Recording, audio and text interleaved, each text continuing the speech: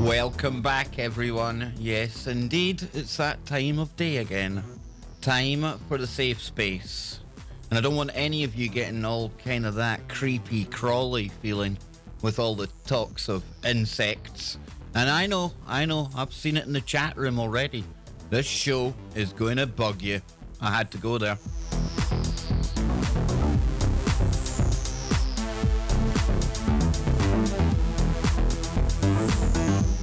So a big shout out to Austin, Trent, Lee, 90 Kid, Hod God, Lich, Mama Shybull. Great to have you on Facebook, Mama. I hope you got my message back. Myself and Anne said hello this morning.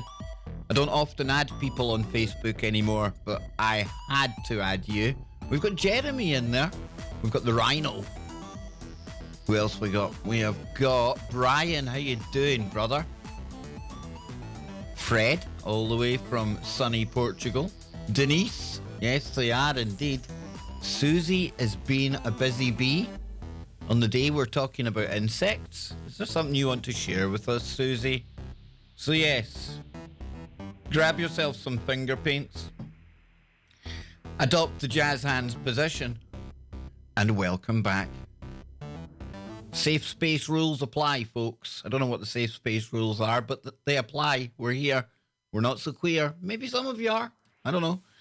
But today we have got lots of important stuff to talk about. Yes, lots of important stuff. Not very often we have anything important and serious to talk about on the safe space, granted. But today we do. From time to time, we need to take a look at some of the stories that really do affect all of us. And I'm going to be talking about the insect apocalypse. Yes, yesterday on the Kev Baker show, we were taking a look at some of the random events over the past couple of months, shall we say, involving birds and strange things happening to the birds. Now, I didn't intentionally go out looking for more stories about animals or insects in this particular case, but it seems to be that this has been pushed my way because not one, but two people and one of the websites I go to, it was front and center, and that in itself tells me it's time to talk about it. But then after we go into the serious stuff, and it is serious stuff, folks, because without the insects, well, where do we go after that? Don't worry. We go shift gears back into some really, really crazy stuff. And today we're going to be taking a look at a really weird thing that's going on centering around death or the simulation thereof. You couldn't make this stuff up. I've got one little story that triggered me, so I thought I'll bring it with me to the party today. Hey, a story that triggers one should trigger all. That's why I say a trigger shared is a trigger halved. Does that make sense? It makes me feel better knowing that I'm going to trigger some of you out there. Jason, get ready for that one, my good friend. Yes, you're going to enjoy that one, Jason. I only say that because I know I really enjoyed it. I lost half a cup of coffee and things got thrown about and that didn't get that bad. But then we're going to look at not just some strange criminals, but some really, really weird and strange events that, again, I'm sorry to harp on about it, but you would only find them in the upside-down craziness of Woketopia. So yeah, it's going to be a good one today. But first up, the insects. Well, no, I can't do that. I was going to say first up the insects and then over to the chat room. Wasn't intentional, folks. It's just when I thought about it there. I was meant to say first up the chat room, okay? I couldn't think of a really clever way of getting myself out of that hole.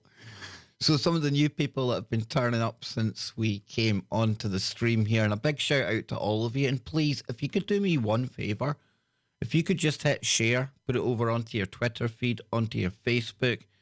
If you could hit like, and then after the stream is finished as well, just leave a quick comment. All of that helps the algorithm find the video and push it up on people's feeds. And of course, we want to try and grow this little experience that we have here, you know, every Monday to Friday. Granted, I usually take the Monday off, but come on, folks, I need some time to myself. I do a lot of streaming these days. I know I'm not asking you to feel sorry for me, but you can feel sorry for me if you want to. I'm only joking. But I tell you what, chat room, and then insects, right? And I'm looking at my cup of tea. I'm thinking to myself, halfway through this stream, I've got a funny feeling I'm going to have to make a cup of coffee, which all of you will appreciate because that means I'll probably stay for longer. But then I've got a show to do tonight as well, and I don't know. Tough life, this podcasting and streaming, right? Jeez Louise. So yeah, let's get into the chat room, and we'll also take another look at Jason, First World Problems' new trailer for his upcoming paranormal investigation as well. I think that'll be a good idea. That'll be pretty cool. Oh, hang on a minute. Hang on. Down the rabbit hole radio archives. Popeye in the chat room. Come on, Popeye. Have they actually still left you with that? Like, are they allowing you to have an actual channel with, like, the Popeye? Well, I suppose it doesn't have Popeye in it. And Popeye, the reason I laugh when you appear in the chat room, life is rough, dude. I'm telling you. It's because you are like, the algorithm hates you, man. I don't know if it's the beard. I don't know if it's beardist. I don't know if it's because you're like full of that toxic white male masculine privilege thing going on. Maybe it's just because you're a Florida man. I don't know. And you didn't tell me, Popeye. You didn't tell me that there's this phenomenon with Florida people. What the heck is going on down there? I used to think you were a strange cat in a good way. Obviously, we're friends, but in a good way. But, dude, you're like the most normal guy I've come across in the whole of Florida. What the hell is going on down there?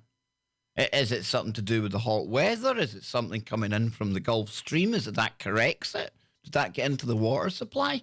Come on, folks. How many times have we gone into the world of strange criminals and we've had to go to Florida?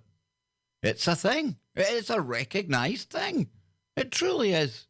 No, Austin. No, who is it? No, Lisa, poor Popeye. No, don't poor Popeye him. Don't poor Popeye him at all. No, you can't do that. He'll be sitting there stroking the beard right now, yes. So, Popeye, anytime you want to jump on to the daytime stream, you're more than welcome. I hope that we're getting closer to you making your big comeback with the 17th letter of the alphabet corrupting people's minds all over the US and beyond. I think it's about time we had a dose of the harsh reality that Popeye serves up, cold on many occasions. Yes, indeed. So then, let's get into the insects. And no, Popeye hasn't been eating all of the insects. Not that we know of. Not that we know of. Maybe he does. Have you ever seen Popeye? He looks like the kind of guy that would eat insects. But I can assure you, it's purely spinach. Oh, yeah. Yeah, you know it. Kev went there. I had to go there. Come on. You knew it, folks. It was always going to happen. Always. Looking for something here. Yep.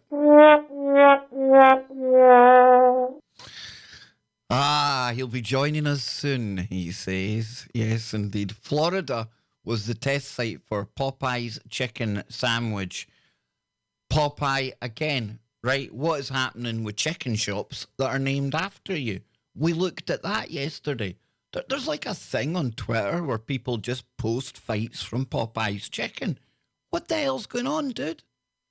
Is Popeye's chicken actually just like a Florida place? Does it just exist in the Florida pocket?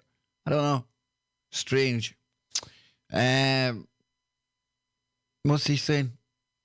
I got a shit ton here by my new bug out spot. I don't know if he's talking about insects or if he's talking about Popeye's chicken. Who knows?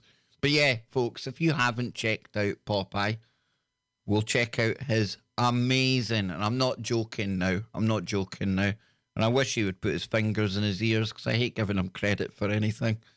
But yeah, Popeye, one of the dudes that I used to listen to way back in the day. One of the creepers that actually twisted my arm and got me onto the air in the first place. So DTRH archives in the chat room, or as I like to call him, Popeye, down the rabbit hole. Yes, that there, ladies and gentlemen, played a big part in what you see here today. And I'm sure as today's show goes on, Popeye will be doing everything he can to distance himself between me and himself, and he'll want nothing to do with what we see here today. And you see, this is why I bust Popeye's balls, because he's got a habit for starting people off on YouTube and things like that. Don't you, Popeye? I'm not doing it today, Popeye. I'm not doing it. I feel full of beans. Yes, indeed. Talking of beans, let's get into the stories, shall we? Can't promise you beans, but I've got lots of insects. And this is where it starts to get serious, though. Because I think it was Einstein that once said, if the bees are to go, then we've only got about 4 years left after that. And I've paraphrased it, I've butchered it. Might not even have been Einstein, but it's a thing. And in recent years, I don't know about you, but I have seen the odd story here and there talking about the fact that insect populations, be it bees, be it other species of insects out there, their numbers are dwindling. Various explanations and theories put forward as to what's causing this. But now it seems to be picking up momentum. And I'm going to be talking about more about this tonight on the Kev Baker Show, but from what I can see from like the frequency of the stories and stuff like that, since the turn of the year, 2019, the same year that we're getting a lot of climate propaganda as well, could be coincidence, may not, but it seems there's been an uptick in these types of stories, and I don't know if it's just scientists trying to cause alarm to add to everything else that we're meant to be alarmed about right now, you know, i.e. the planet only having 11 years left, or I don't know, maybe it's down to 10 or 9 this week, I'm not sure, or whether this is something genuine that we really need to be aware of. And this is one of those things where we need to be aware of it. Doesn't matter where you are, doesn't matter what colour you are, doesn't matter what you believe in, none of it, because if the insects go away, the knock-on effect from that will not discriminate against any of our species. No. No, things will change drastically for the worse. To the point of... Hey, Lich, yay! Popeye's chicken has Soylent Green in it. Confirmed. It probably does. A Corexit version of Soylent Green, maybe, since he's down on that Florida coast kind of thing. But yeah, so the insects, and maybe Popeye knows where we can get insects, because he's that kind of guy. He probably has like some kind of emergency supply for when the apocalypse goes wrong. I mean, I've got Joe, like the reincarnation of Noah. He's going to build us an ark if we get stuck. But yeah, I imagine Popeye's a bit of a bug man, and he can tell us exactly where to go. But check this out, folks. Here is one of many stories that are doing the rounds today. And this here comes from The Guardian. And I'm not saying The Guardian's great, I'm not saying The Guardian's bad, but go and look for yourself. This story has been reported big time. And that's why I think it's time for us to talk about it. So what does it say here? The insect apocalypse poses a risk to all life on Earth. Conservationists warn.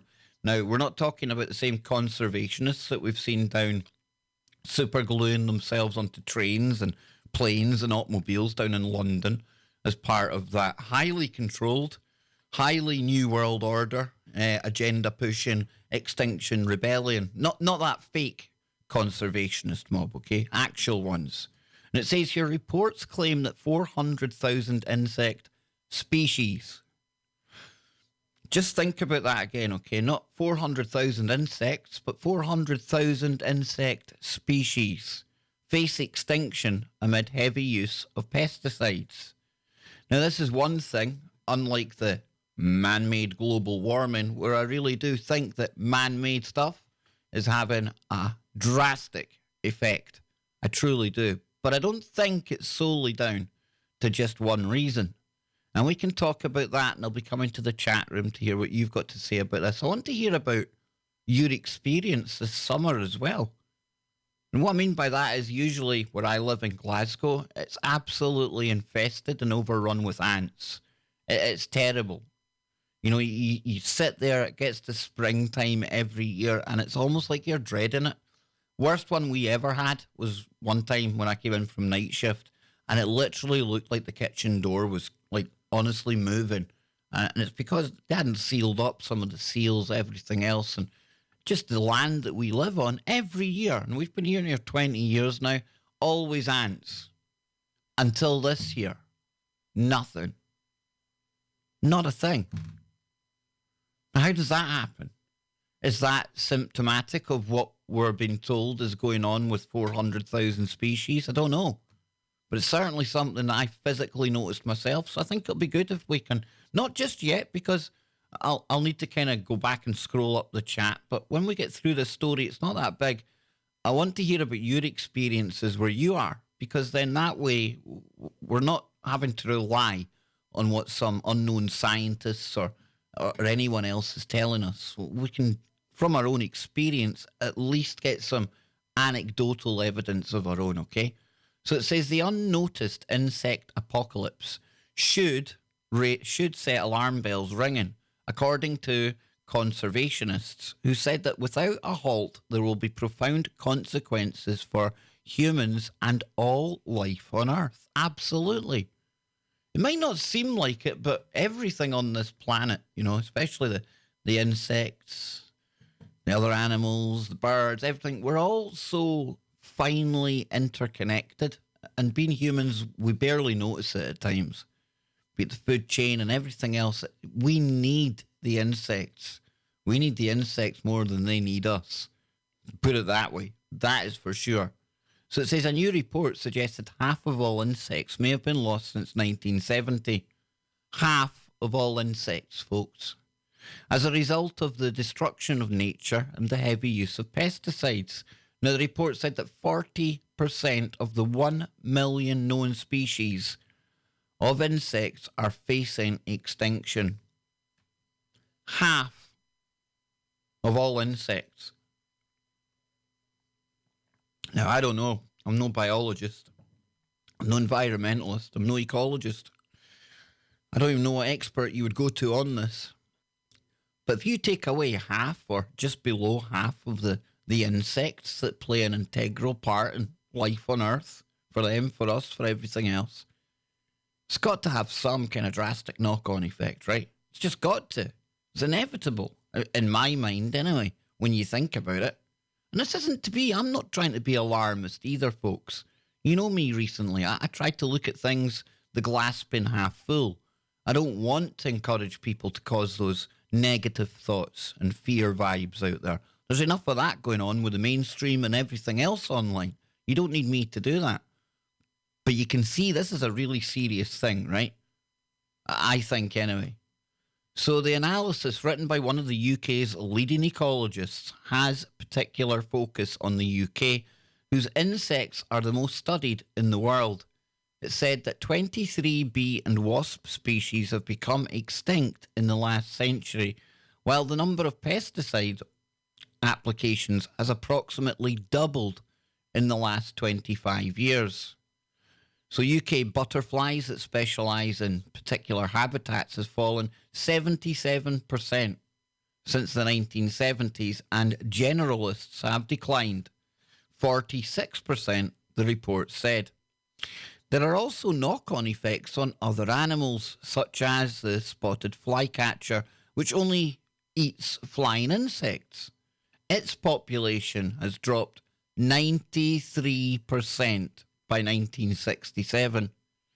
And the conservationists said that the insect population can be secured by introducing firm targets to cut pesticide use and making urban parks and gardens more wildlife friendly. Now, scientists said that insects are essential for all ecosystems as pollinators, food for creatures, and recyclers of nutrients. And this is quite important, I felt. It says we can't be sure, but in terms of numbers, we may have lost 50% or more of our insects since 1970. And it could be much more, said Professor Dave Golson of the University of Sussex, who wrote the report for the Wildlife Trusts. Now, we just don't know, which is scary. If we don't stop the decline of our insects, there will be profound consequences for all life on Earth and for human well-being. So studies of insect populations over decades are scarce, he said, but the overwhelming weight of evidence that exists suggests the rapid decline is a real phenomenon. It really worries me to hear people say we need more long-term studies to be sure. That would be great, But we can't wait another 25 years before we do anything because it will be too late. And we often talk on this show about how everyone, it would seem, has got their priorities wrong these days. And there's probably several studies out there right now getting financed to the tune of millions to find out, genius level things and really practical stuff like how many Jolly Ranchers it takes to choke a parrot or something like that. You know, the really important scientific studies that go on out there. Yet here we are, something really drastic going on here, something that is important, something that affects us all. No rush, we'll just do more studies on it. Craziness. Then it makes you wonder, why people like Musk and these other billionaires seem hell-bent that they're burning money to try and get off this planet. Starts to make sense why now, doesn't it? So Gary Mantle, chief executive of the Wiltshire Wildlife Trust, said this unnoticed apocalypse should set alarm bells ringing, and it should. It really, really should. So we have put at risk some of the fundamental building blocks of life. But insects and other invertebrates can recover quickly if we stop killing them and restore the habitats they require to thrive. And we all need to take action now in our gardens, parks, and places of work.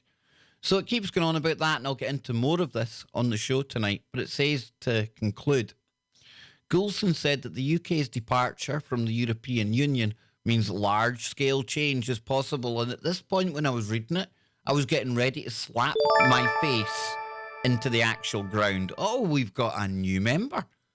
Absolutely awesome. New member coming in. Did that come up on the... Now, did that come up on the screen? Did it? I didn't see. I was busy reading that. But Thomas, thank you very, very, very much, sir. Yes, and we are one member closer now. And I'll check in a moment how many members we've got. I think we're up to 116. I think we just need 9 until we unlock the Mothman. Maybe the Mothman's under threat as well. But when I read this today, I actually thought they were going to blame Brexit. I thought they were going to tell us, listen, if you guys leave the EU, that's it. It's going to be like mass genocide of insects just when you get across the English Channel. The insects ain't going to be able to take it.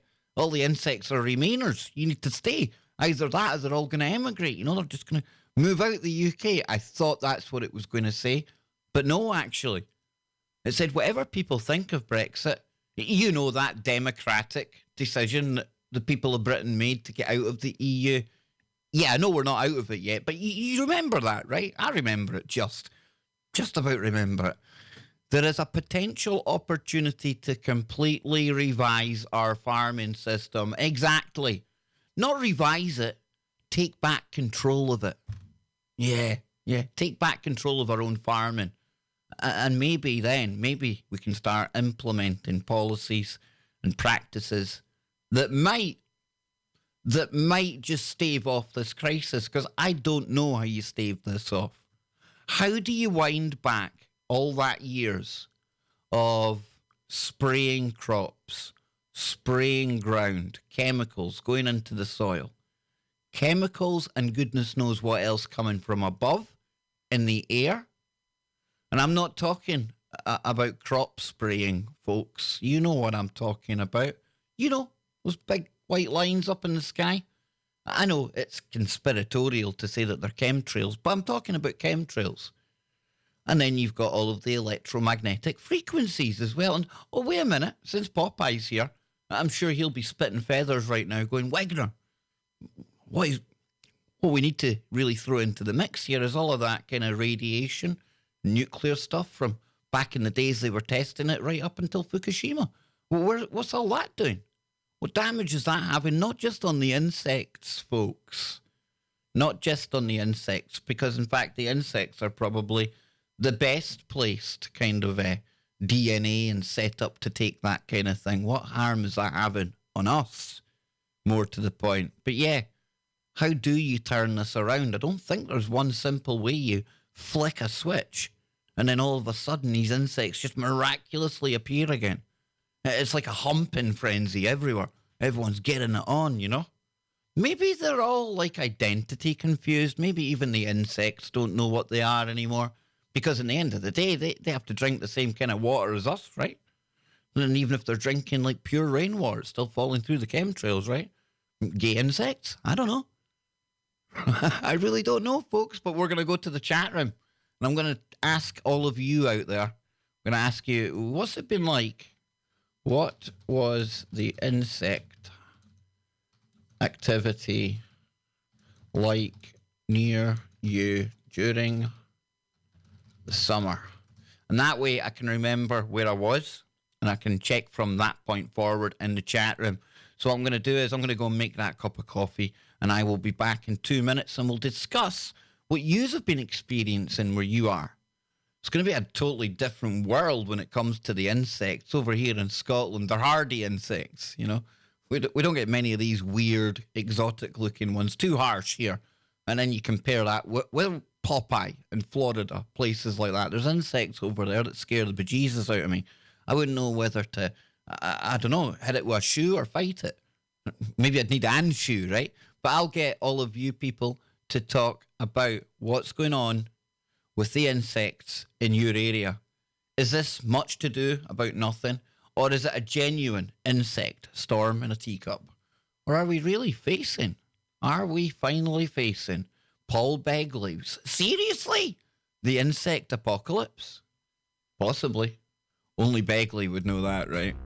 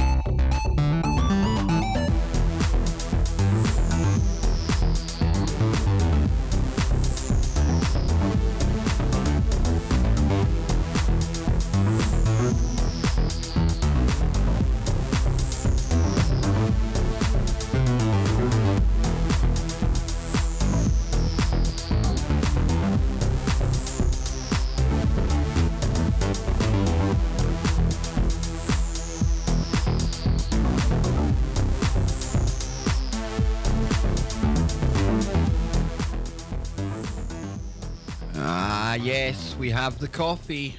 We are locked, we are loaded, we're ready to go. We're going to get into the chat room and see what people are saying about the insect apocalypse where they are. Is it as bad as they're saying? Have you noticed it? Is anything at all going on? What's happening, folks? Starting to bug me. Yeah, I said it. I went there. I know. Terrible joke. But let's go into the chat room, shall we? So, yes, Thomas is happy with the humping frenzy, ain't we all? We all need a humping frenzy now and again. You know, maybe if this whole, like, gender thing, like, confusion and, like, people being encouraged not to have babies continues, maybe one day when it all, like, turns round, that's what they'll do. There'll be, like, a humping fest every day for for a month. Maybe that'll be the response to it all. You just never know. So it says it takes a world to make sure we survive. I am no tree hugger, but if simple things in life fail to exist, what comes of us? Us is what? No, you're right, Kit. You're right. You know, you don't have to be a tree hugger to care about the planet. You know, it's a no-brainer. Well, look after the house that we live in, right? And they say the body's a temple as well, but with no planet? Yeah, we could all be doing a lot more. Vans or VAR, Don Aguero is asking, how's the weather out here? Miserable, cold. It's been below freezing all day. Like, as in, like, below 0 Celsius all day. So Trent says, remember when the Zika showed? People were talking about changing genetically every mosquito, and they've done some studies where they have altered the mosquitoes. And in the attempt to fight malaria as well, the CRISPR-Cas9, you know, totally, I think it's the idea is to, is it not to sterilize like part of the population of the mosquitoes, something like that? I can't remember, but they're wanting to do something genetically to them anyway. When you start tinkering with stuff like that, that's dangerous. It's got to be. And I get it. Now with AI and computers the way they are, they can do things in silico, so to speak. Just means that in simulation on the computer. And that way, if they've got all of the parameters and everything else right, then they should be able to tell if it's going to be okay or not. But again, this is nature we're dealing with here. I don't know. It's too finely tuned to go messing about with. And that's the problem, right? It's the fact that we have gone messing about with chemicals that should never have existed. They should never have been put together in the ways that they have, and they certainly shouldn't have been used on crops. But we've done that. No point crying over, they say no point crying over spilt milk, but spilt Roundup in this case, right? So what's Mama saying? Let's see. Mama says, you'd be rich if you could figure out how to kill the roaches. Those things will still be here after the apocalypse, whatever way, shape or form. And I'm not talking about apocalypse as in revealing, but you know, that kind of one that we think of, the mushroom clouds or meteors or Jonah's flood, and you get it, right? The cockroaches will still be here. You better believe it. The Trumps, the Obamas, the Podestas, the Clintons, the cockroaches out there, right? They'll still be here. I'm only joking, obviously, folks. I'm joking. And I could add so many more to that list. You know it. You know it. Because I don't pick sides in that fight. No. So let's go down. It says the Amish were having die-offs, but I didn't hear them discussing that. Mine just flew off. One, a box. Give one a tree hive. Now, Brian must have been talking about some kind of animals. I must have missed that. Sorry, but I'll keep scrolling down just now. DD74 says we broke the earth. Sometimes it does feel and look like that. Idiocracy, IRL, anyone? Yep. What else have we got? Kit says we did not break the earth yet. Does it get to a tipping point though? I don't know.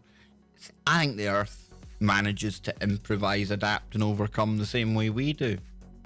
We don't even understand half the shit the earth's able to do. It's put up with us for all these years, right? It's supported us. We've raped this damn planet. Doesn't matter how you look at it. We're like a virus. And I don't mean that like we're bad people or anything else, but the earth is a host. And we have lived off it like parasites. Be it the oil, be it the minerals, be it everything else that the earth's given us. It's a host-parasite relationship. There's no other way of looking at that, and that's not to be cruel to humans. It's a no-brainer. It's just what it is. Did we go too far, have we? I'm sure Greta would think so. I'm not joking. So what else? Bugs. No, I believe we're all going to die of cancer, although microplastics in the sky could well be. We had a lot of toads. G.E. Flint says we had a lot of toads this year. Not a lot of bees. No, I didn't see a lot of bees either. But again, granted, since I'm in the city and not out in the Highlands and that now, that you don't really see too many. I get that, but no, I can't remember seeing many. I can't even remember seeing many wasps off the top of my head. Stimulate says, with all the gender confusion going around, I wouldn't be surprised if they were all humping themselves. Wouldn't surprise me. Plants have their own natural defences. We should never have started. Well said, Jimbo. Exactly, dude. And then we've got Ben saying hermaphroditic insectoids. Toter, the earth will scrape us off its surface anytime it wants. Just like scraping dog poo off your shoe. Brian says, well, that explains if you are what you eat. I got how the frogs got gay. Yep. That's exactly it. And I know people laugh about that. And I even have like an emoji in there. Like the gay frog Alex Jones thing. But he's right. He's right. I mean, there is studies done. It does turn the frogs and the animal life asexual. So, yeah. Weird. Jeff Wren's recently had a show about the missing insects and animals. I'll need to check that out. Mama Scheibel said the wasps all came here. Plenty of ticks and mosquitoes, said the T-Man, and that's in Upper Michigan. And the bats have disappeared. It's strange. And Andrew, he says, we are the Earth. Yep. We should have that symbiotic relationship going on, but seems to have got a little bitty one-sided. Especially since, what, the 50s onwards? Maybe industrialisation. But then I start to sound like a climate change pusher. Climate's always changing, but you get me, right? I sound like I'm propagandising you. That's what I meant to say. You can't beat a nice coffee. You really can't. Well, you can. You can. Especially if you're offered coffee in the way that we're going to talk about next. So I'll be getting into more of the insect apocalypse later on the Kev Baker Show on Truth Frequency Radio, www.tfrlive.com, 10 p.m. in the UK, 5 p.m. East Coast, 2 p.m. on the West Coast. I got it right. Possibly a simulcast. We'll open the phones up in hour number 2 again, but we'll be talking more about the insect apocalypse. Now, moving on. And I've been dying to get to this part of the show. Literally dying to get to this part of the show. This is where we start to descend back into the weird and wonderful world of stories that are definitely suitable for the safe space. You are not going to believe what people are doing, folks. You will not believe it.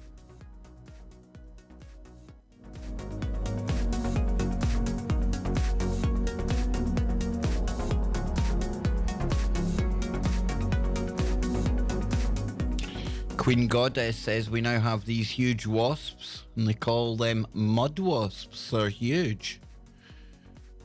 Catbird Skylark, cool name. My cat's acting strange as well. My cat always acts strange. Mama says on a positive note, Mount St. Helens shocked scientists with its quick rebound. Good point. Great point. 7 gram, fewer bats in Pennsylvania. Yeah. So, let's shift gears, folks. Let's get ready to shift gears. And I'm dying to get into this next segment. Oh, it's a poor joke.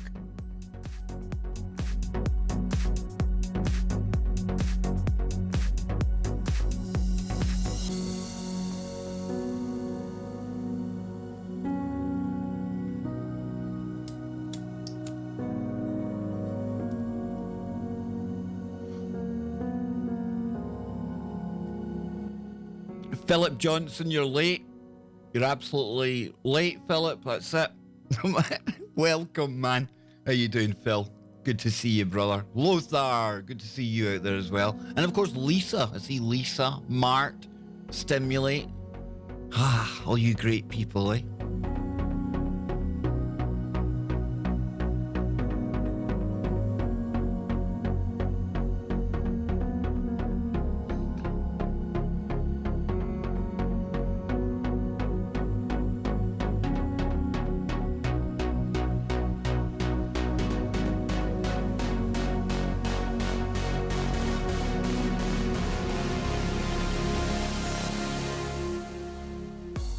So yeah, here we are in the safe space, as we like to call it. And this was obviously inspired by these university campuses around the world and all of these snowflakes that just can't handle the pressures of life. And we had the universities creating what they call safe spaces. Well, it's not enough. No. Wait till I turn this down a little bit, folks. No, the rigors of that academic life are obviously too much for our altered youngsters of today, because I thought I had heard it all when people like of ages say 18 to 25 were being encouraged to go and play with finger paints and face paints and cuddly toys and soft playing areas and places where you can't speak or shout because, you know, people are sensory, you know, they get triggered at things, you know. I thought that was ridiculous enough. But this next story, this takes the biscuit, or should I say, it takes the coffee.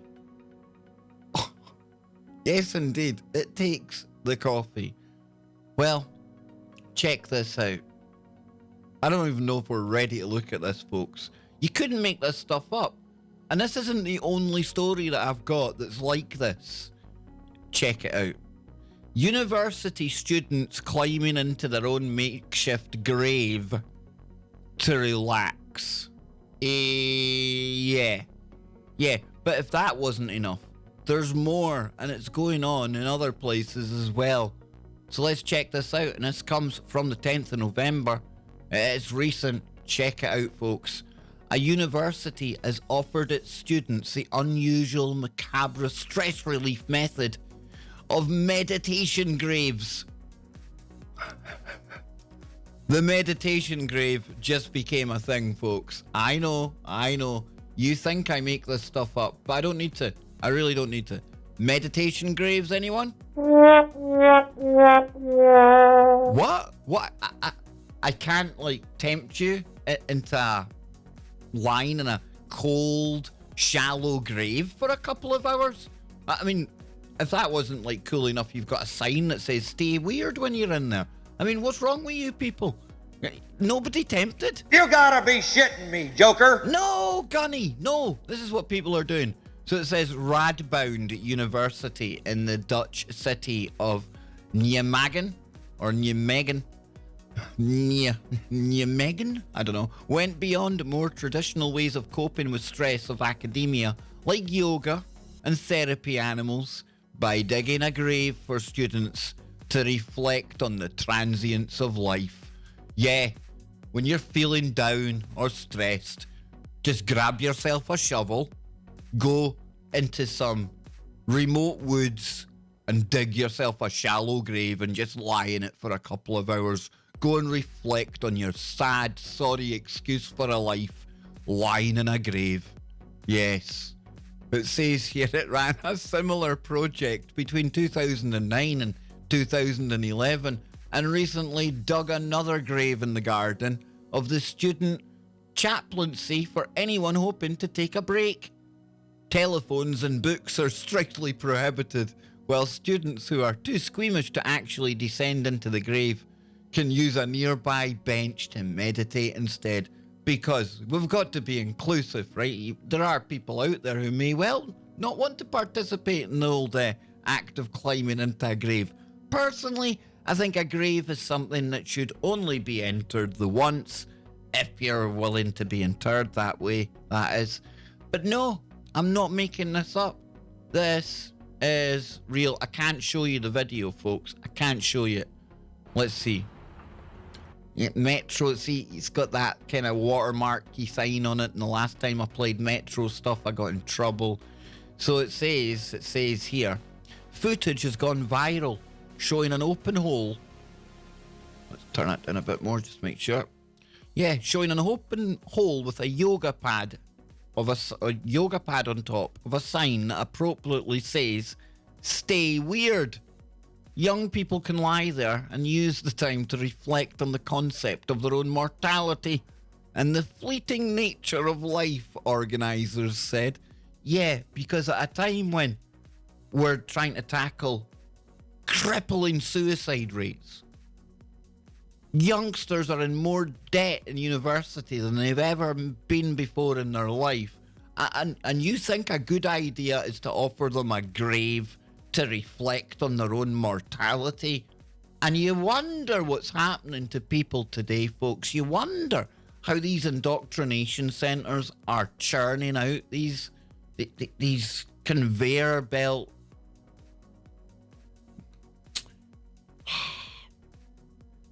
animations or animatons, or they're almost like just copies of what humans should be by the time they've gone through this entire system.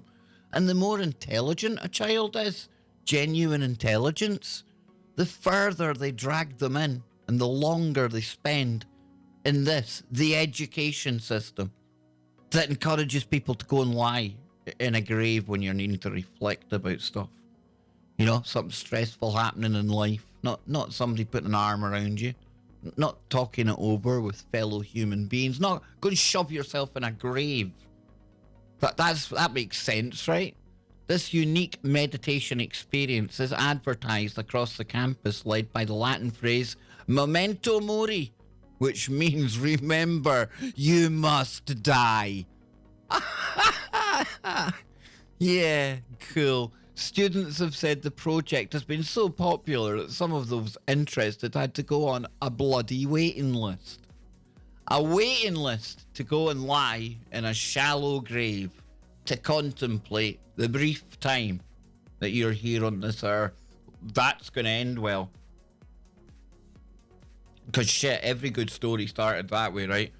You know, what was the turning point in your life, Kev? Well, I can definitely look back to that time when the bills were mounting up and I didn't think I was going to get my thesis done. And then it was this guy came up to me in the student union and he handed me a shovel and he said, just go and dig yourself a grave, my man. And, you know, from that point forward, lying there in that grave, I never looked back.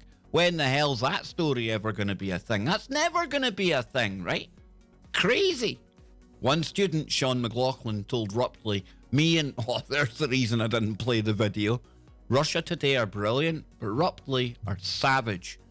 That 1 second that I showed you, I will probably get whacked for. They're terrible. Me and my housemate were planning on going a week ago. A week and a half ago. What's this? Me and my housemate were planning on going a week and a half ago, and we found that there is a waiting list to actually get into the grave. So it's quite popular, so we didn't get the chance yet. But I plan to go sometime soon whenever I move up. Right, dude, I tell you what, let's look at this, folks. Let's look at this closely. This is the grammar of a university level student. Me and my housemate were planning to go a week and a half ago, and we found that there is a waiting list to actually get into the grave. So it's quite popular, so we didn't get the chance yet, but I plan to go sometime soon whenever I move up. That is all one sentence. Yeah, you probably need to go and put your name on that waiting list, my friend. So it says the project was started by Chaplain John Hackin. Oh, the jokes that are going through my head right now. Who is also seen personally digging the grave in footage produced by the university. Nothing morbid about this dude then, eh? He said the end of life, death, is taboo. It's difficult for students. Death is very difficult to talk about, especially when you're 18, 19, and 20 years old. His hope is that by realising that life has an end, the students will be inspired to find meaning in it and make something out of the time they have. Now, I don't think this is in any way, shape, or form going to inspire anyone. I think anyone who's already got some kind of emotional or stress-related problems, being told to go and lie yourself in a cold, shallow grave and think about life, that ain't going to help you. I'm all for tough love, but handing somebody a shovel and telling them to go and dig their own grave ain't going to work. Not even in my twisted version of the safe space. In fact, I invite you snowflakes in here for the day. I'm not a big man on snowflakes. I'm like the sun to snowflakes. Usually I melt them in my presence, but I tell you what, maybe we need to save them. Forget the safe space. We need a save space. Our kids are getting encouraged to go and lie in graves, to go and sort their lives out. Just go and man up. Go woman up. Go he, she, it, her, it, thee, they up. Damn you. How satisfied were you with your installation of the Xbox app? If I'd known I'd installed the Xbox app, Windows, I would tell you how satisfied I was with that. What the hell's that all about? But yeah, not the only story though. And why was I talking about coffee? Not one mention of coffee in this article here, Kev. You got it wrong. No, I didn't get it wrong, because at this creepy death cafe, it's your funeral. The Death Cafe, folks. And again, this comes from Newsflare. I can't risk showing you, or can I? We'll go for it quickly. Turn the sound down here, but you'll get the idea. Here is this establishment. There it is with all of its condiments. And yes, there you have it, folks. There you have it. You get time to go and lie down in the coffin and contemplate life. And look at the board behind her there. It's all these happy little faces of people that have gone before her. The Death Awareness Cafe in Bangkok, Thailand isn't your ordinary eatery. No shit.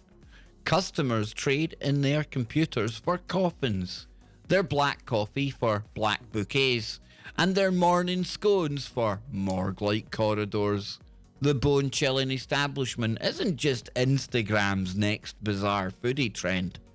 It's meant to have people reflect on their lives. Professor Veeranut Rojan Prada. Oh, I think I got that right. And if I didn't, who knows? The man behind the establishment hopes to use Buddhist teachings to inspire people to live less selfishly. Now, I'm all for anything that inspires anybody to be less selfish. But again, though, who in their right mind decides they're going out for a coffee? You know where I'm going to go? I'm going to go to that new place that's just opened up. What do you call it again? Oh, the Coffin Cafe. I'm going to go and contemplate death while I have my coffee. What the fuck? And what's worse is because we live in Woketopia now, when I seen this story, I actually thought it was going to be like some kind of euthanasia cafe. I didn't think she was coming back out that coffin alive again. I didn't. I thought you were just having your coffee, waving goodbye to the world, you know, just giving a shout to the student still in the grave. Hey, student in the grave, if you want to finish the job, come over here. We've got a coffin that does it. Folks, what is going on? We're living in a world where it's almost like encouraged to be anything other than heterosexual and having babies, and where it's cool to be obsessed with death. And you wonder why people like David Icke and then people like me and Ryan Gable and Clyde Lewis and Alex Jones and all the other people that you listen to out there call the people that run this planet a death cult. And look how many they're indoctrinating into their dark ways. This is insane. Insane, folks. The Death Cafe. It's cool, I get it, you know, and I'm the first one to think logically, and I can have a laugh, and I can see things from different perspectives where it might trigger other people. The Death Cafe? Really? Can I have a coffee in my coffin? Can I have a coffin coffee? Coffin coffees. That's quite cool, right? Maybe we could have a franchise over here in Scotland. Coffin coffees, anyone? Yes, indeedy. Yeah, would you like one sugar or two? And is that a wooden overcoat or a crematorium you would like to top that off? It's bizarre!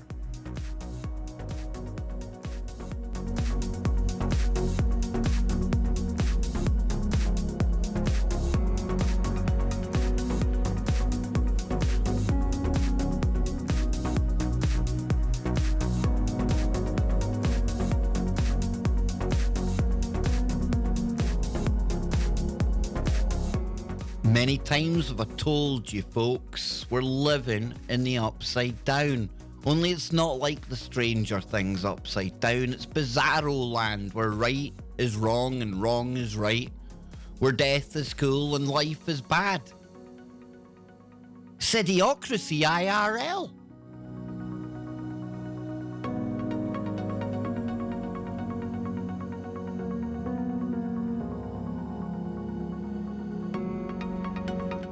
Kit in the chat room says, I don't know what to think these days. People wearing their pants at their knees, people beating each up over chicken, and dumb effers taking guns where they should not be. Kev, give me a coffee with a splash of cream. And if I was in America, you know, if I was like treated like an adult in this country and we were allowed to have like guns and things, I would take one everywhere.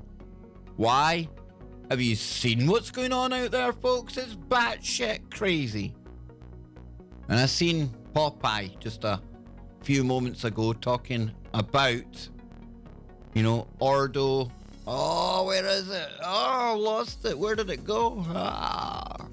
Yes, coffee beans. Yes, Popeye. Where is he though? Ordo abdicao. Yes. Order out of chaos. Heard that before? Yeah.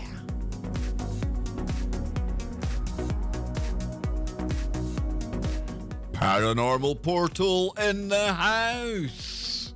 Good to catch you, brother. Good to catch you. Remember, check out my good friend Brent. Click his channel name, head on over there, show him the love. And we're also going to be checking out Jason, First World Problem, his new trailer for his upcoming paranormal investigation. But never fear, the ridiculous is always near in the safe space. Oh, dang. Wait till you see the collection of madness we've got to take us out today. Crazy.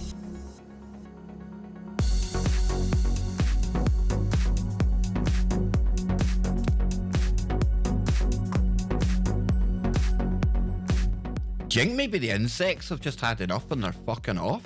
Do you think maybe they're just looking around going, we've had enough of these things, man. These big weird looking giant things on two legs are killing this place. Let's get the shit out of here. Maybe they've just gone underground. We've seen the elites, they've gone underground, right? Or they're going underground. Maybe the insects have just had enough. You know? Can you blame them? There's people chilling out in shallow graves to meditate. There's people can't have a coffee without contemplating the meaning of life in a coffin. But we're the mad ones. We're the mad ones. Oh, upside down world, folks.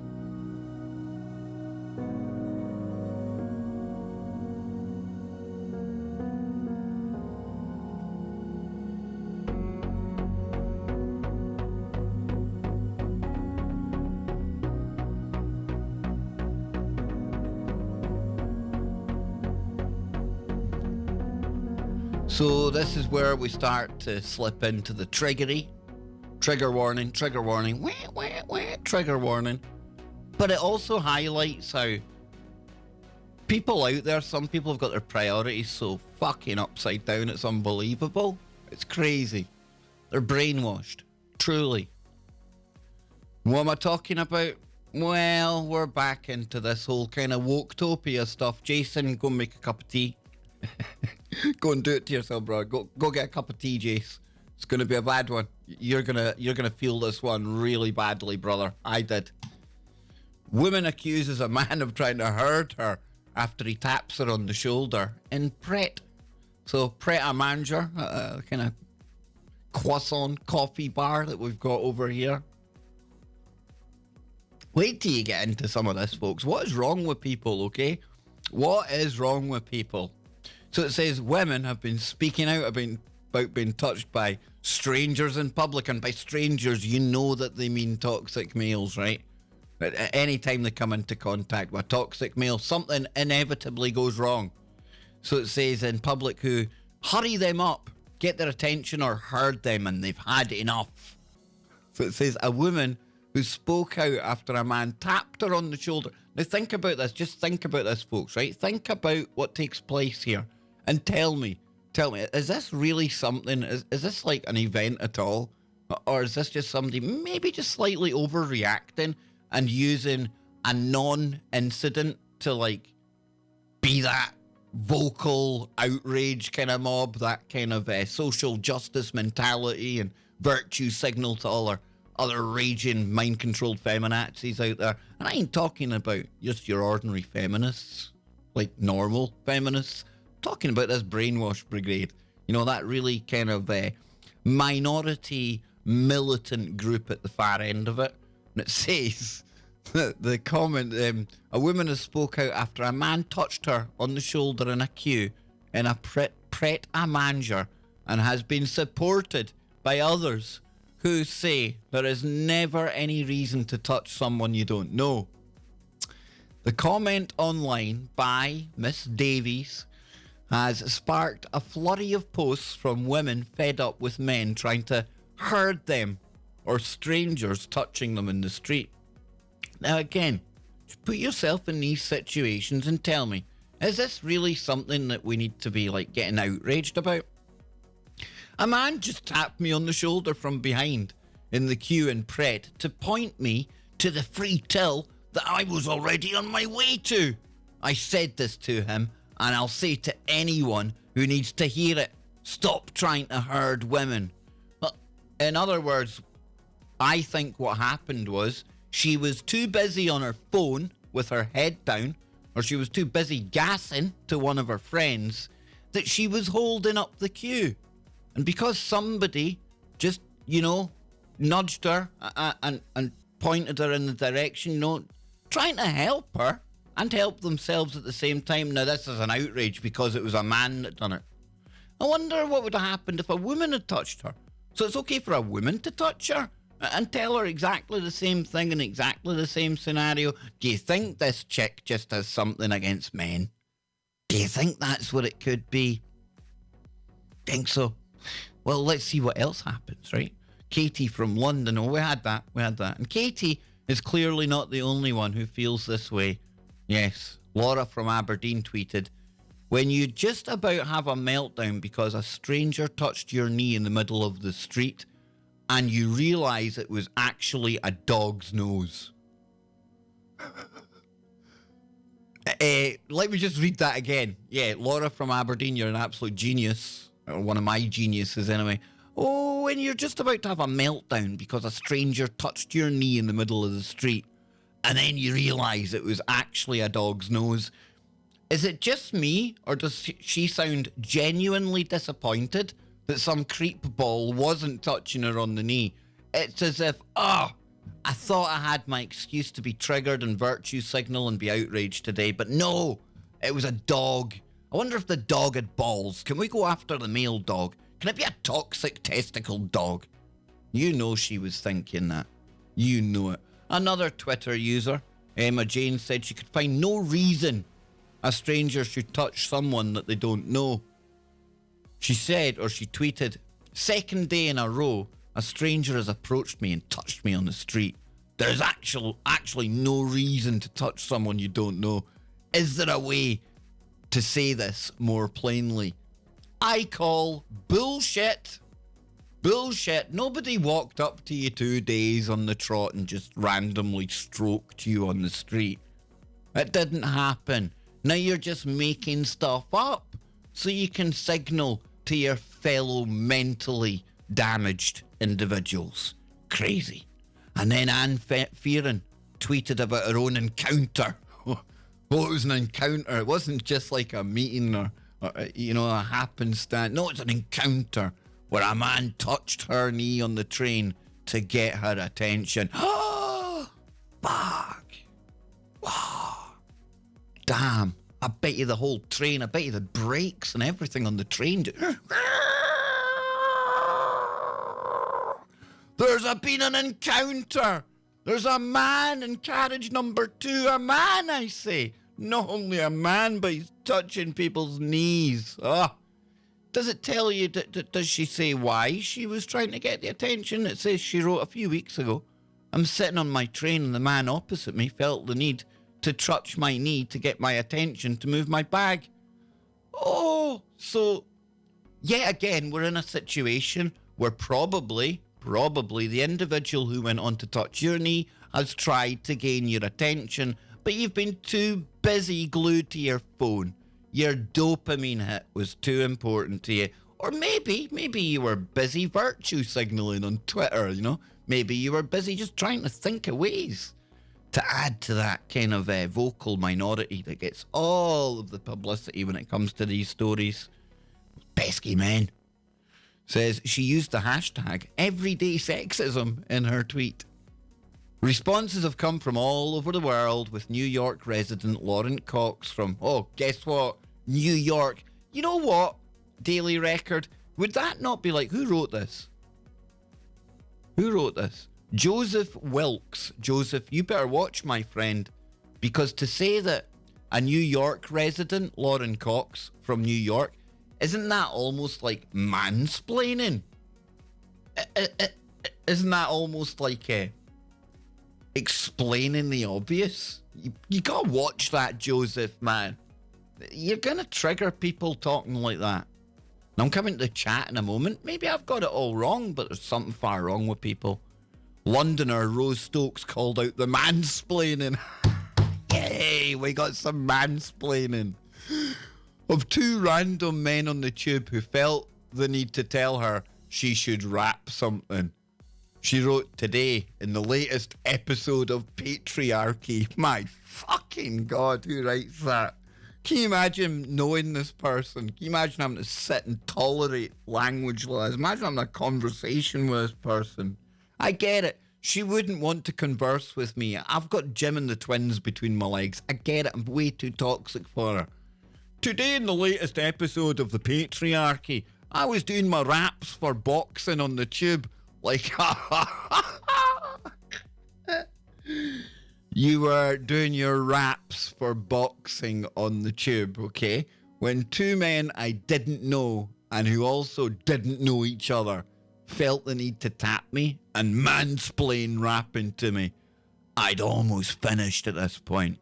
So we've got a female who's on her way to boxing training, and you get the rapping done on your hands, round your knuckles and things. I get that.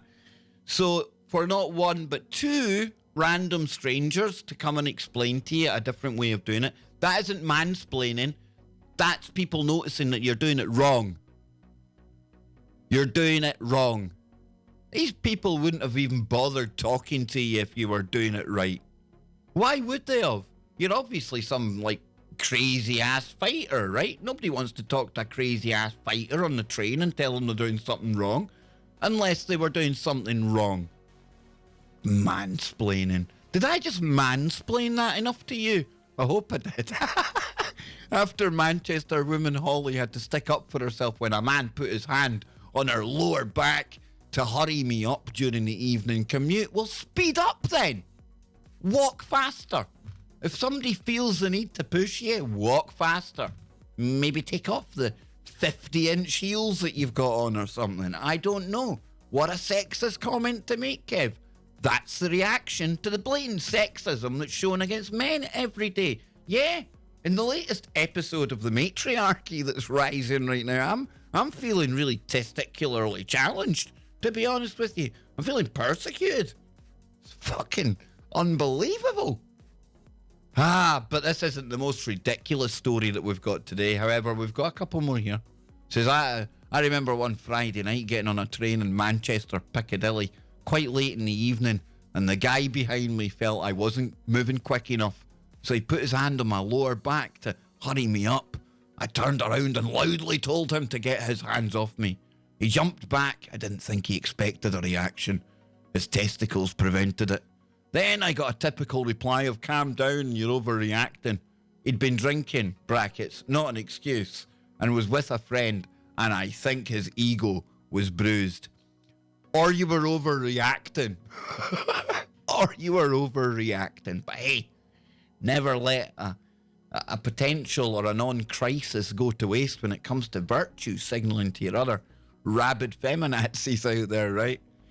I don't know. Popeye, me and you, are we going to go first to the altar of climate change and offer our testicles up as some way to alleviate the problems on the planet? Since the pair of us have, like, absolutely massive ones, you know? I don't know. what's happening to the world, folks. But we've got more. We're now about to move in to the crazy criminals, the crazy crimes, and just the downright stupid. But what do you think? Am I wrong?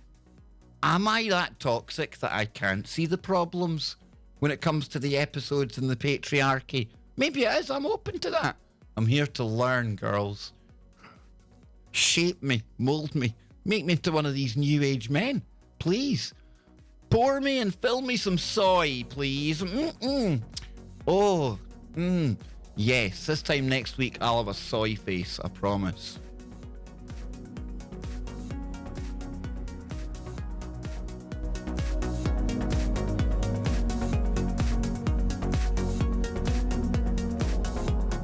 Lich. You need to be careful with that one. You can't say all TV news is fake, because that's one of the things that's led to the rise of the 17th letter of the alphabet and everything else. All news should be questioned, and not just mainstream, alternative as well. It's up to us to be on our toes and to use our discernment, but always bear in mind that the best liars will tell you the truth 90% of the time. Enough to make you trust them, enough to make you rely on them, enough to let your guard down, and it's that 10%. It's that misinfo, disinfo that they slip in between the truths that you need to watch for. Now,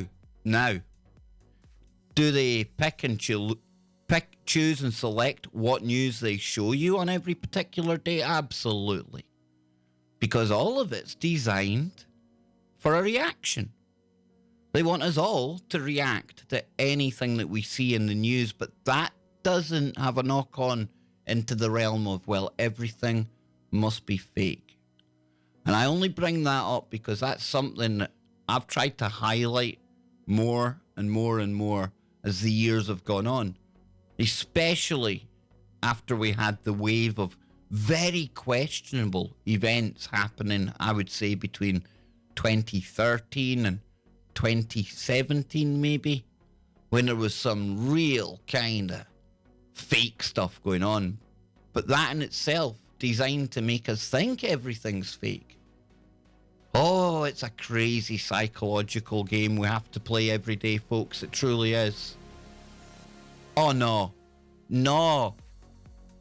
Did I just mansplain that?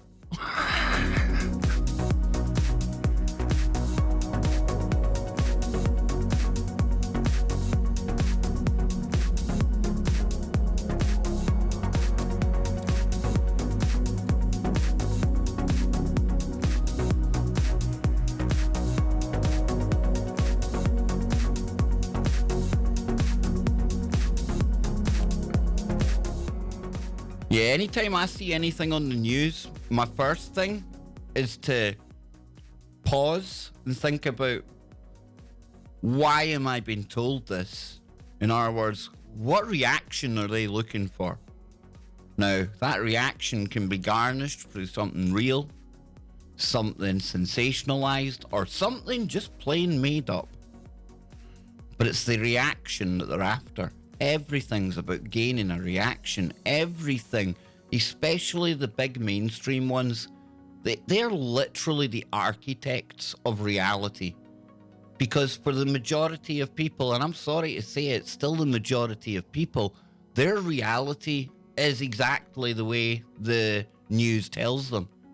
And from what the news tells them, that then shifts their perception of reality. And that's the whole point of the media. That's what they're there to do. And they shift that perception any way, shape, or form that they're told to do by the people above them. You know, the alphabets, the governments. And remember, folks, be it the media, be it the alphabet agencies, be it the governments, all of these are just separate cogs in that bigger machine. That those very, very few at the top of the table, the top of the pyramid, that's what they use. Governments, media, schools, everything. All of it. Just apparatus in that big machine. And that machine, like I say, it's hacking reality. Look at the effect it's having on people. Look at Woketopia. That's where the perception deception is taking us. Big time. So let's have a look at some of the crazier stuff before we go today. I'll go into the chat room as well, see what people are saying. You're not going to be happy with 5G. You're going to love 6G. Exactly, Mr. Flint. Exactly. I was watching a report yesterday how China are already well into getting the 6G stuff going. They reckon it won't be till about 2030. I would say 2025 we'll probably start seeing the 6G stuff getting rolled out big time. And again, yeah, we're going to see a lot of hype around that. I wonder what... I'll need to check what frequencies they're using there and what delights we can get used to when all that rolls out. But I reckon by that time, we probably won't be able to talk this way on the internet. I don't think so. Let's see what the people are saying. Bob says his balls are staying with him. Absolutely, brother. Absolutely. Yeah. You are married, says Kit. I would have thought you are testicular challenged before now. Not married. Not married. Never been married. But yeah, there's always problems with the old swingers. You know that. What else are people saying? Chemtrails causing mental fog. Oh, it's so much more. So much more. Chemtrails, water, education. It's everything. They spray in the country too, but it's better, says Mama Scheibel. Yeah, I used to notice that as well. When I used to go up to like the Highlands, it wasn't quite as bad. It's still there, but not as bad. And you compare it to somewhere like Glasgow. But I tell you what, folks, I'm not just saying this, but this year, touch wood, it's been noticeably different. Noticeably different when it comes to the old chemtrails. I don't know. And I'm only talking about my own personal experience, what I've seen. There could be days where I haven't been outside and it's been absolutely like a Masonic board up there. Do you know what I'm saying? But personally, I don't think it's as bad as it has been. But everyone's going to have their own take on that. So then, let's get into some of the crazier stuff that I have got for us today. Where did I start here? This is a story and it comes from the media in Scotland. I only looked at the headline of this and I looked at some of the pictures and I was shocked. You know, like tattoos nowadays, myself and Scott Lopez were talking the other day about how you get these really cool ones. They're like 3D and looks like your arms, like a zip on it, and you can see like the mechanisms or, you know, what's inside. Really cool, right? Not for everybody. I get that. I probably wouldn't have one myself, but they're really cool tattoos. Really great art. But, of course, as with everything, there's a flip side to that, right? And when tattoos go bad, oh man, do they go bad? Check this out. And this is heartbreaking because of the circumstances that led to this, okay? Cancer survivor left with a blue scalp after a tattooist botched a fake hair cover-up. Marcus Miller was charged 250 big ones, $250 to create a black stubble effect all over his head in a series of excruciatingly painful sittings. So we've had somebody, unfortunately, cancer victim, and what the heck's going on there? Oh, right. Why is that only showing up? Doesn't matter. Forget me, folks. Yeah, so guy's had chemotherapy, obviously, radiotherapy, lost his hair.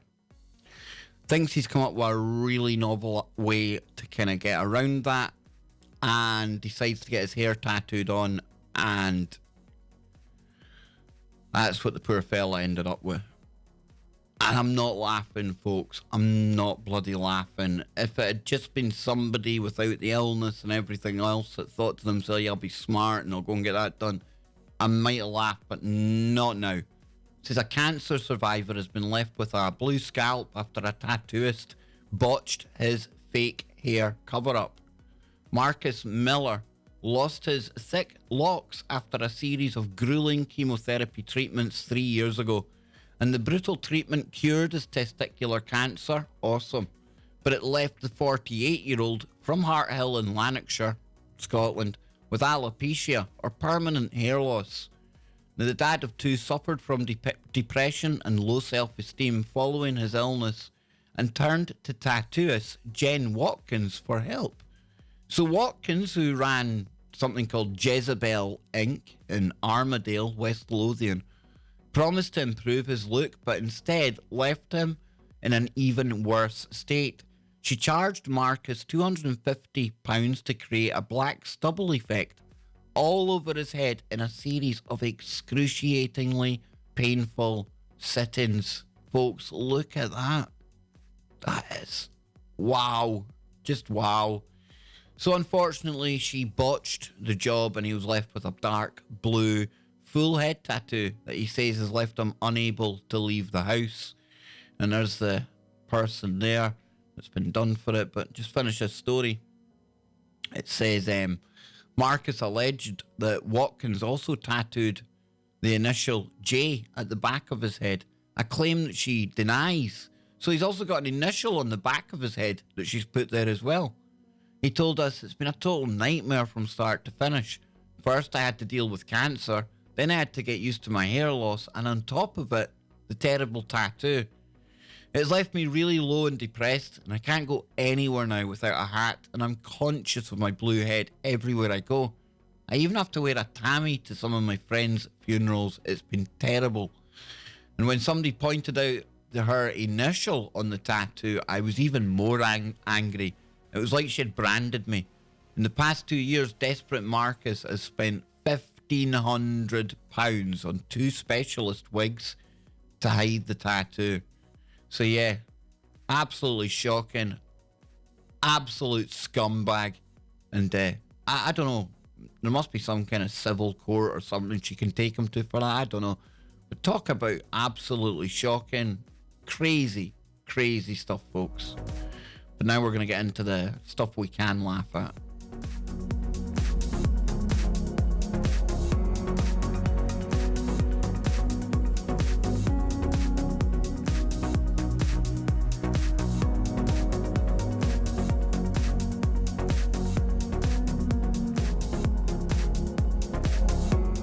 So usually on this show, when the Denver International Airport comes into the conversation, I go full tinfoil and I start thinking about the end of the world and what the hell's going on underground at Denver International. But perhaps the next time I hear of Denver International Airport, I'm going to think about it in a totally different light. Totally different light. And this is a bizarre one, folks. Bizarre, but check this out.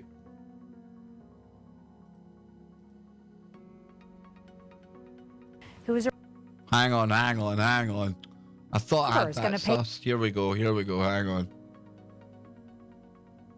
Well, the city of Denver is going to pay $300,000 to a pilot who was arrested after standing naked in front of a hotel window at DIA. United Airlines co-pilot Andrew Collins says he assumed the windows were tinted there at the Westin. A witness called police. Officers arrested Collins in his hotel room. Collins sued for wrongful arrest as police did not have a warrant to enter that room. Collins' attorney says while the city has agreed to pay, the hotel has not. Yeah, so talk about a bit of a weird one, folks, right? You've got this guy here. He's got his trousers on now, but by the sounds of it, he was standing with Johnson out, you know, in his own private hotel suite. He says he thought the windows were blacked out. Now, that, obviously, we can only take him at face value there. But he's in his room. He can expect, I would imagine, expect a degree of privacy where you can let your Johnson out. You can let your junk, like, slap about. You know, it's only you there. I don't know what floor he's on. But yeah, somebody called the cops. Somebody must have seen Jim and the twins. Somebody must have seen his naked budgie smuggler. Or they seen his budgie. And they phoned up, and because there was no warrant, man, it's like the most lucrative lap dance ever. Yeah, he might not look appealing, he might not look like a lap dancer, but he just made $300,000 for getting naked. Oh, hell yeah. I think that's funny. I don't think he was doing any harm. Naked pilot wins the lawsuit. And yeah, the next time I hear about Denver International Airport, it's going to be a gargoyle of a different type that I think of. Oh yeah, I went there. Hey, come on, he looks like the kind of guy who's got a gargoyle. But then we've got another strange criminal kind of story. And I can't work this out. What the hell's wrong with people? Again, you got too much time in your hands or something? NYPD busts a Bronx woman who could be responsible for making 24,000, that's 24,000, with a capital 24,000, bogus 911 calls. Do you think maybe she's got something wrong with her? Do you think maybe she needs help as opposed to like being busted for this? I don't know, it sounds to me like a little bit of a cry for help or attention. But hey, in the US, when it comes to the courts and the law, not like tough love, right? Says police officers are investigating a pattern that involves more than 24,200 911 calls since June 2019. So all of this has happened in the past like 3 months. That's a shitload of calls. That's busy. She should get herself a job in a job centre, in like a call centre. Maybe, like, get paid for, like, calling people up. So it says here, let's kill the music, hang on. It says here, the NYPD says they have arrested a woman for a bogus 911 call that was placed last Friday, but officers are now investigating whether she is behind making more than 24,000 of these types of calls since the summer. The caller allegedly stated to the 911 operator that there was a fire and smoke coming from the basement. Well, definitely she can't say it was free speech then, right? You can't go shouting fire when there's not a fire. Sorry, the amount of times you hear people saying that. It says caused multiple police and fire units to respond at the time of the call.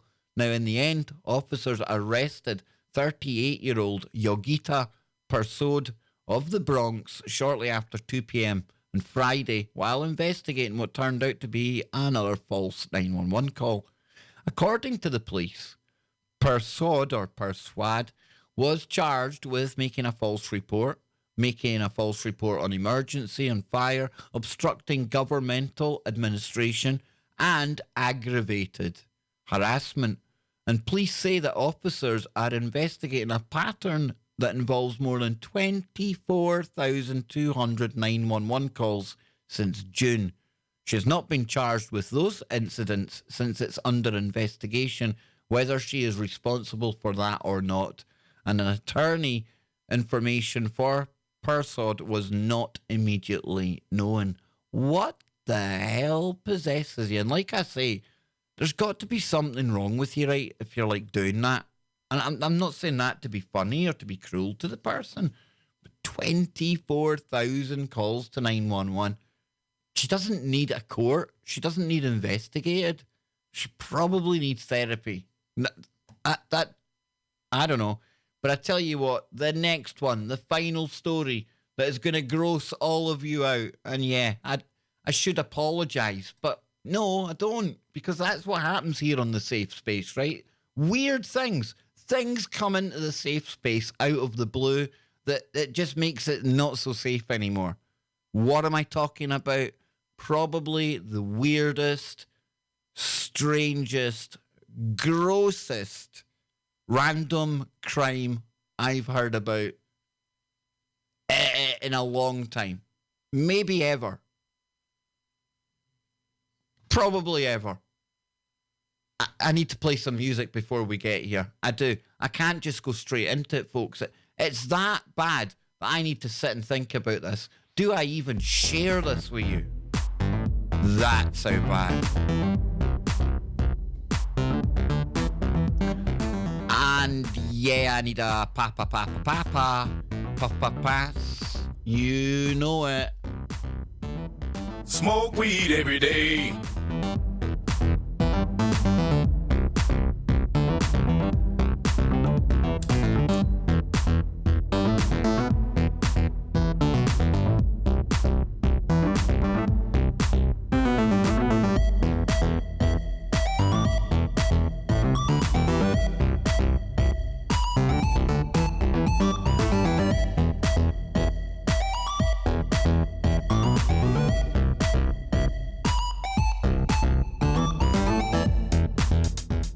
Yes, indeed. And for our final story of the day, we go to 105.9 FM WMAL. And I wish I had Scotty Lopez here. I really do, because he's got that Duke Nukem soundboard that says, K-Tit, K-T-I-T, K-Tit, playing the the best music in town.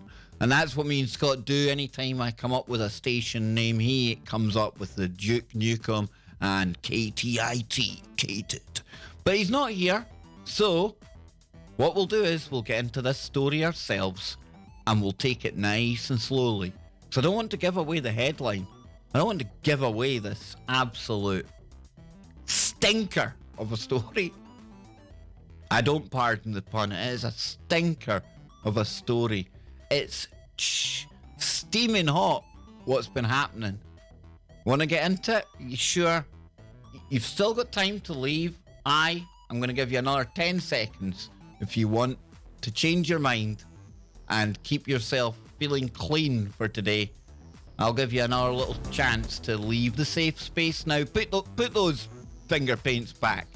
Don't be stealing the Play-Doh, you animals. Bloody hell. But yeah, I'm going to give you another 10 seconds. I am.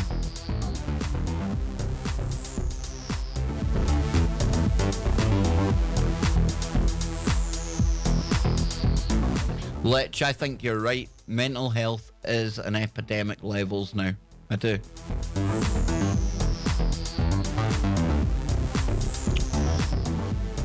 Nobody leaving? No?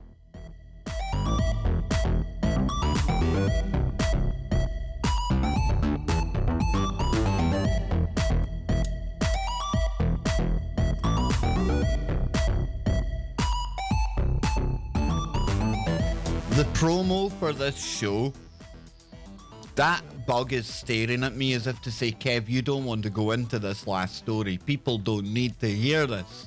But they do. They do.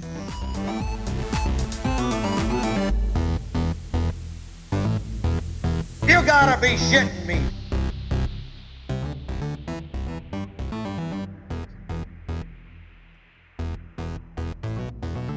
Do you think I'm cute? Do you think I'm funny? Oh, no, Gunny, but I think this is funny. I think this is really funny. So let's go back here. Let's get it ready. Let's get it on. Yes, there we are. 105.9 FM.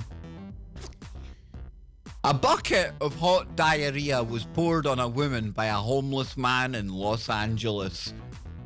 I was going to say there's something you don't hear every day. Maybe we're going to start. I'm not making it up, folks. I'm not. Heidi Van Tassel. What a poor soul. Was parked in Hollywood after having a pleasant evening out. Oh, let's cut the music. Let's cut the music. In fact, we need like dramatic music going on here. Yeah, so Heidi Van Tassel, she was parked in a Hollywood after having a pleasant evening out with friends at an authentic Thai restaurant when suddenly a man randomly pulled her out of the car, dragged her to the middle of the street and dumped a bucket of feces on her head, Van Tassel said. And public records confirm. Quote, oh, what man? Oh. You gotta be shitting me. Not me, Gunny. It was some lunatic in the street. Quote, it was diarrhea. Hot liquid. I was soaked and it was coming off my eyelashes and into my eyes, Van Tassel said. You see, girls, this might be a good excuse why not to remove the eyebrows in favour of just the pencil. It would have definitely afforded her some degree of protection. Not much, but some. So it says, paramedics who came to treat me said there was so much of it on me that it looked like the man was saving it up for a month. For a month.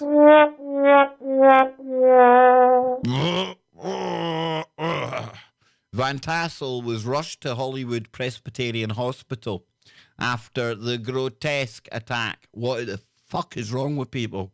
Where she was treated for infectious diseases caused by contact with feces.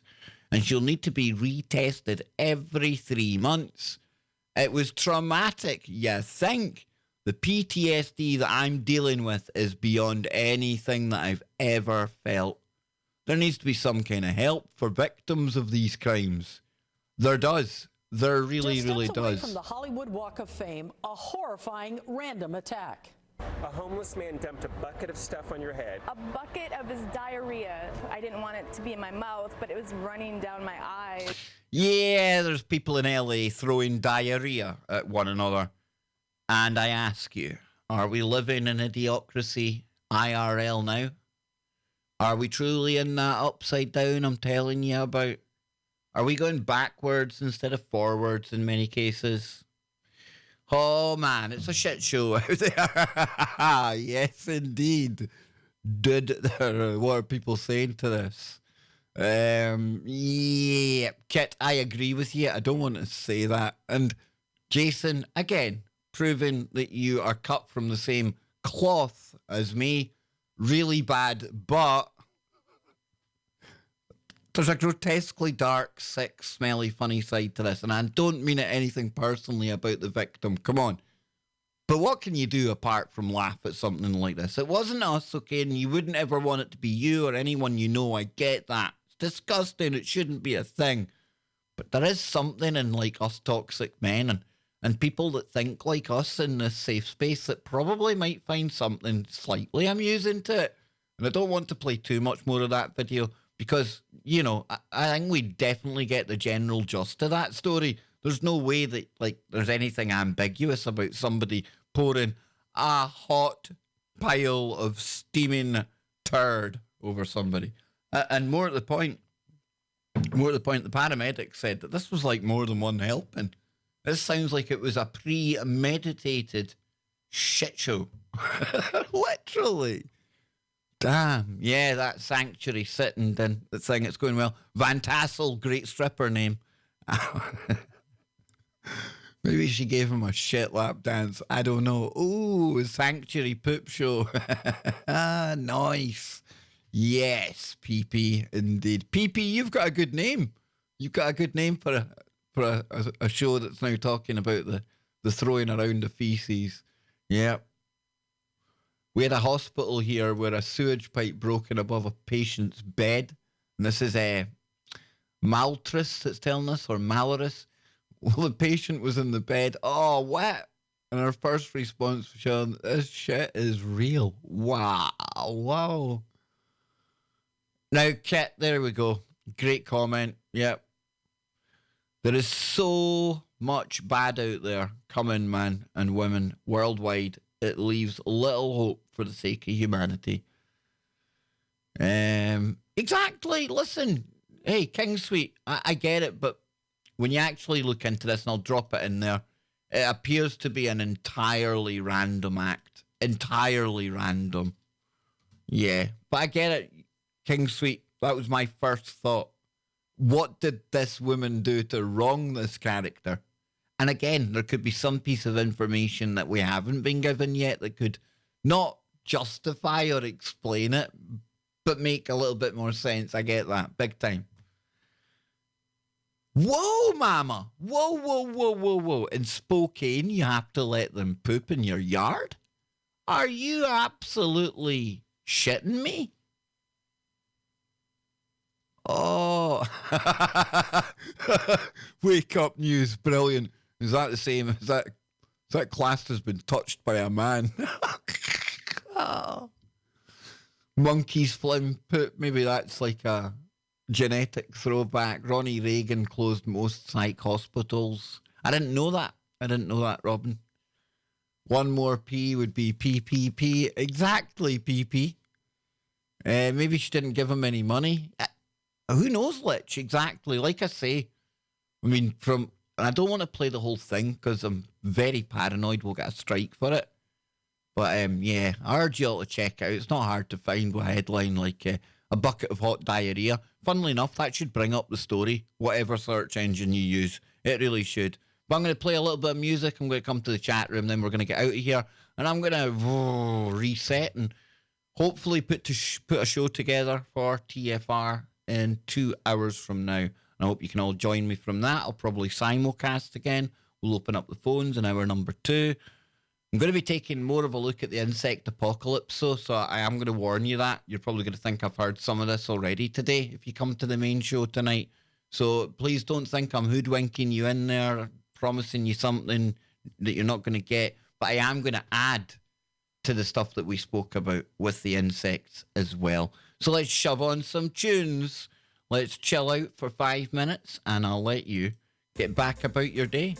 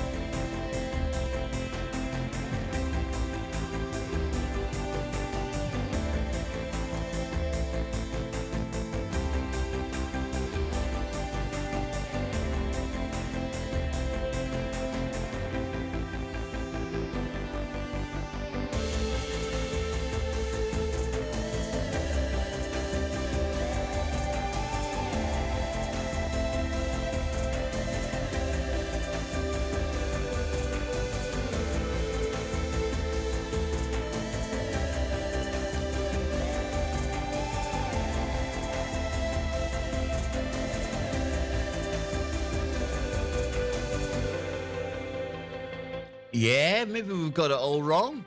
Maybe we've got it all wrong. Fred's got it. Fred has nailed it. Maybe the guy identifies as a kakadu. Oh, yes. King says, I hope this poo story has an update later when the real truth comes out. Yes, the uncomfortable truth. Indeed. Just what did she do to deserve a pile of poo? That's the question. Was it justified? Do you think maybe, just maybe, she got triggered at him for something and he thought, you know what? I'm fed up of people being triggered at nothing and I'm just going to go full nuclear early. He just escalated things into a shit fight. Maybe he just thought, I know where this is going. Yes. I know that eventually this is going to descend into the kind of argument where we just lob feces at one another. So I'm going to cut out all of your crappy virtue signaling and outrage in between, and let's just go dirty early. Maybe that's what he decided. And thank you, Mark. Kev is a diamond. Nicely done, bud. Thank you. Well, we're just all here. Mammoth, and I will be talking about what's going on in Australia tonight as well. Yeah, did you know? I'm sure you probably think the only fires going on in the world happened in California this year, but Australia, they're cut a different way down there. Yeah, they roll differently. It's just another day in the bush when you get bushfires down there, but we'll be taking a little look at that tonight. What a weird but wonderful show today, Queen Goddess. Yes, there was something for everyone, wasn't there? There certainly was. We had the insect apocalypse at the start. And then we got into what did we go after that? Where did we go? Yeah, we got into the lying in a grave to meditate. That's a bit weird, right? Offering students with soaring suicide rates the opportunity to go and sort their life out by lying in a shallow grave. Pretty good idea. Or you can go to Bangkok and have a coffee in a coffin and share your experience on the wall of shame after you've done it. A weird world. And then, of course, we had Woketopia, people getting triggered over nothing. In many cases, I think they were, dare I say it, how do I say this without triggering the algorithm? I can't. Many of the events would be akin to pirates flying a Jolly Roger. Yeah, you can try and decrypt what I was cryptically kind of saying there. And then we moved into the absolutely insane. We had some poor gentleman having lost all of his hair thanks to cancer treatment and alopecia, who ended up with the most horrendous tattooed stubble in the world. We had the guy that made a fortune doing a solo lap dance in Las Vegas. Not Las Vegas, Denver International Airport Hotel. That was pretty funny. And we also had the story of the bogus 911 calls, but I think this takes the biscuit, this one here, eh? Dang, dude. I always like to put myself in, like, the victim's shoes or the person in the story to empathize, but damn, how the hell can you try and empathize with a pile of maybe even multiple people's diarrhea over yourself? That's just wrong, so wrong. But folks, I'll be back later today, so I want to thank you all for hanging out with me here.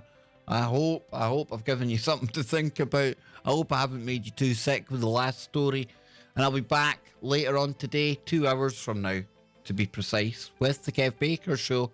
Be going over the insect stuff again. There's other news out there I want to get into as well. And of course, hour number 2, it's all about you. We'll open up the phones for you to call in to the Kev Baker Show on tfrlive.com, simulcasting right here on the Kev Baker channel. That's 10 p.m. in the UK, 5 p.m. on the East Coast, 2 p.m. on the West Coast. Again, thank you all. Billy, Joe, yo, Billy. You really do have to check this out again. And Mammoth, you'll be at the Denver airport. Well, before we go, when you get to the Denver airport, take a look for the hotel. Yeah, take a look for that hotel and see if you can see people doing naked dancing at the window. You might get a free lap dance.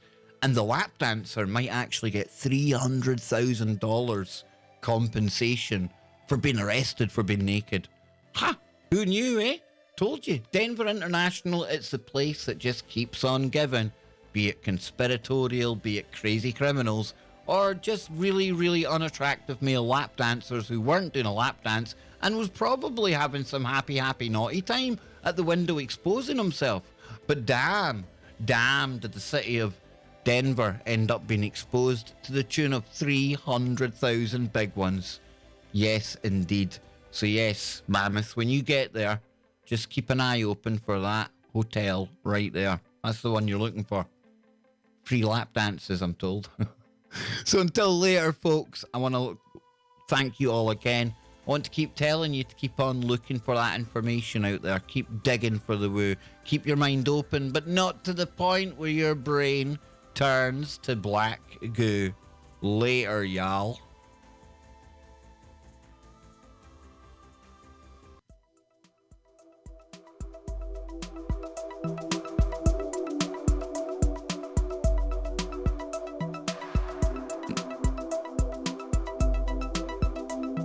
Whoa. Hang on now. Before we go. I promised I would show it again.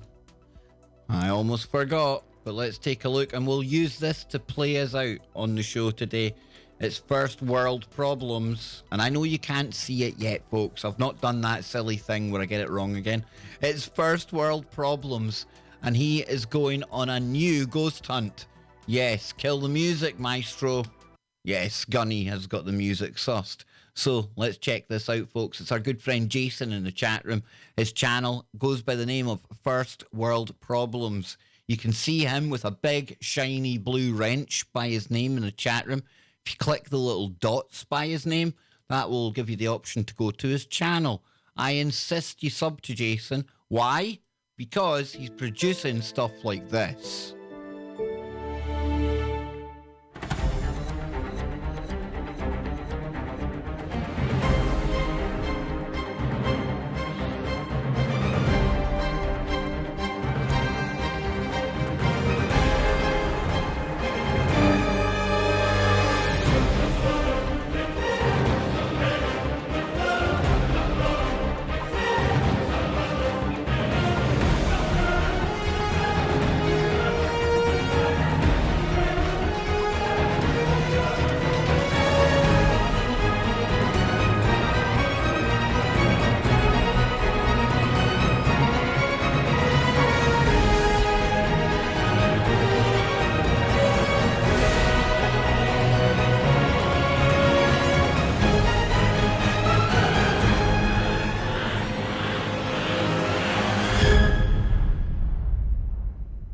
be back later today, folks. Thank you all for tuning in. Thank you all for putting up with me. And like I always say, keep looking for the woo, keep the mind open, but not to the point where the brain turns to black goo.